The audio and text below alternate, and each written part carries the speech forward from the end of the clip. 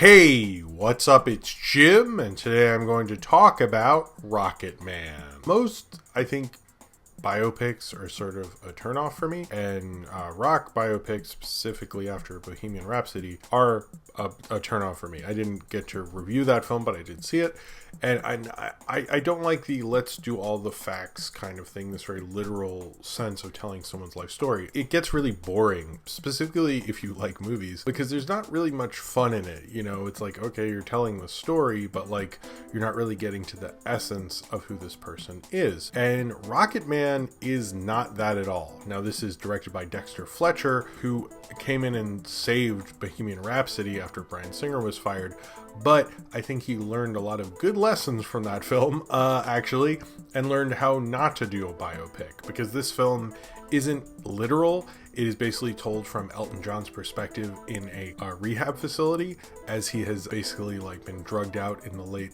70s or early 80s or something like that, and going through his whole career up to that point, like the classic Elton John period. And you get all the classic songs, but not in this literal sense, because suddenly someone will just start singing like it's a musical.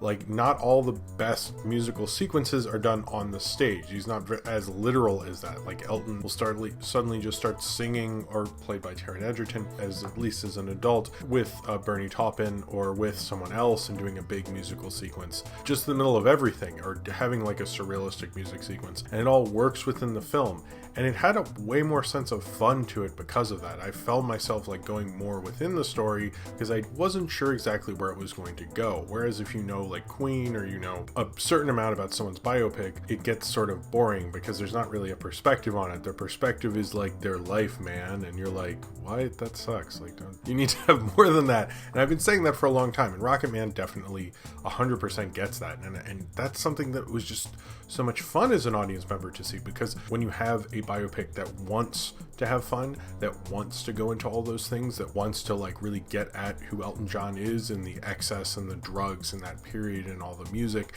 and not be as literal. There's times he's like clearly blacking out and waking up in weird places, and it kind of plays within that whole sort of logic. It was so cool within that.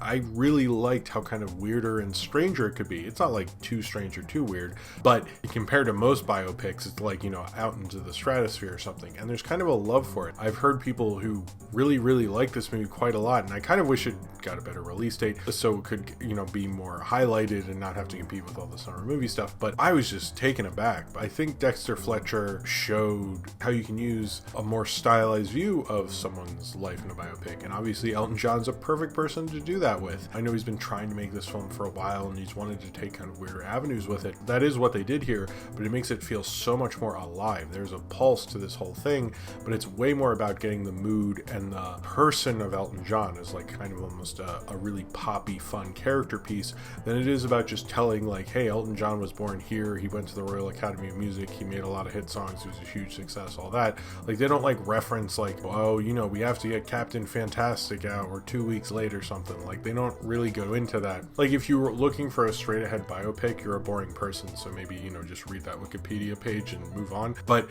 if you do want that, then watch a documentary or something, which is kind of the problem with those more literal ones. And this one like kind of uses the scope of the cinema and uses that fun, and is actually fairly well directed. Like, I came in kind of going like, whatever, this is the guy who like helped make Bohemian Rhapsody, so I'm sure this is probably gonna suck. I try to have an open mind. My wife really wanted to see it, and I was like, all right, I guess we're going to this. I was surprised how much I respected what it was doing. I was surprised how much I loved what it was doing, and how much it could sweep you away with that. The only thing that's weird, and immediately I was like, wait, what? is Bryce Dallas Howard plays Elton John's mom. His mom is English, or mum, but Bryce Dallas Howard is notably like not, and has this like it's not good what she's doing.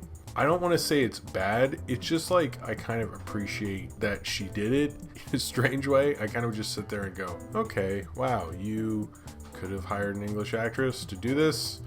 Not sure why you didn't. I could probably think of 10 people you could have gotten who would have been more appropriate, and why her? Like, that's strange to me. I just don't get it, but we're doing this, I guess. And it was just, that was so weird. Nothing will prepare you for Bryce Dallas Howard in this movie, because I don't think anyone knew about it. It's so weird that she's in it. I just don't I just don't get it, but whatever, Elton John. It was able to like kind of get the, him and Bernie Taupin and that relationship, which I think not a lot of people, when you hear Elton John, you go Elton John and he's the front man. I mean, it's basically like he is the front man and the band and the songwriter. The guy who writes all the lyrics is somebody else. Elton John writes all the music and sings, and I guess kind of arranges it. But Bernie Taupin, who also wrote We Built This City, which I just found out, which is like, wow, okay. That relationship is kind of a center point to this, like their writing relationship and how they get along really well, and you understand their relationship and their dynamic. You understand Elton John's troubles, you understand why his troubles are there, how it kept haunting him. They have various flashbacks and weird sequences. I think that is the thing that is key to Rocketman and its success, is it is able to kind of free itself, I think, from the biopic and just be the Elton John film. And it seems to not be as concerned with hitting like every big gig he ever played and like the order of them and so forth. And I think when you free yourself from that literalness, which I don't really think ever works, then you were able to do something a lot more interesting. And I think that's like really why Rocketman works as well. And Taron Egerton, who is really good in this role, like I've liked him in the Kingsman films, but I think this is like maybe his best performance. And there are certain shots where I honestly thought, like, did they just put a shot of Elton John in there? Not that makes his performance great, but like he both looked like Elton John but could kind of play it his own, was able to kind of get that whole role within it.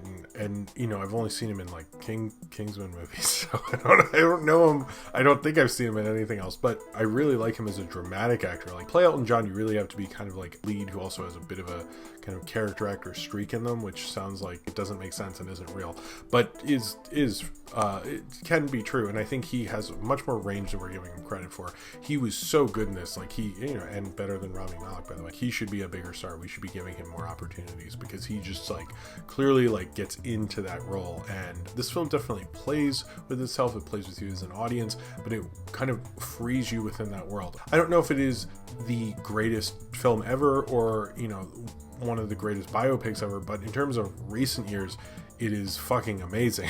I think it's like what I've often said, or quoting Roger Ebert, it's not what a film is about, it's how it is about it. And I think how this film is about Elton John is fantastic. I sort of wish it had gone more into his life, but I think, or more further within his life, but I kind of like its perspective, and it's just telling a certain tale, because obviously I think like him just being sober for like a long time, I mean, it's good for him, I'm happy for him, but that would not be as interesting. I did think they had an amazing PowerPoint presentation at the end that was really great. Some amazing star wipes. I don't know if you used the Google Slides one instead of PowerPoint, going, this is what they look like now and they're doing great, or like they died at this time, or they became this, and you're like, cool. It was very much a PowerPoint presentation. I don't know why these always have to be in there. They're always not good. Like, just don't put them in your movie. Like, I just don't like them. They did a bunch, and I was like, this is clearly like Elton John really wanted his cool PowerPoint presentation, and it looks like he worked on it himself, which is great. I mean, hey, PowerPoint presentations, I'm sure they're amazing to put together. Just, I've never really wanted to see one in a movie, but apparently people who make biopics love to have them in a movie.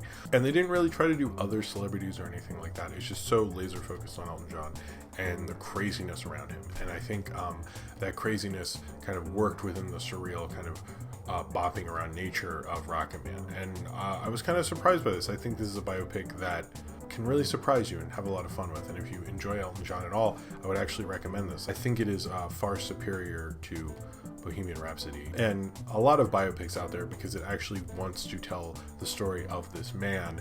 It's not just interested in going through the life, beat by beat by beat. It made a film about Elton John. It's not just the story of Elton John from this and that and this and that. And I think this was written like a film. Most biopics are written like a list.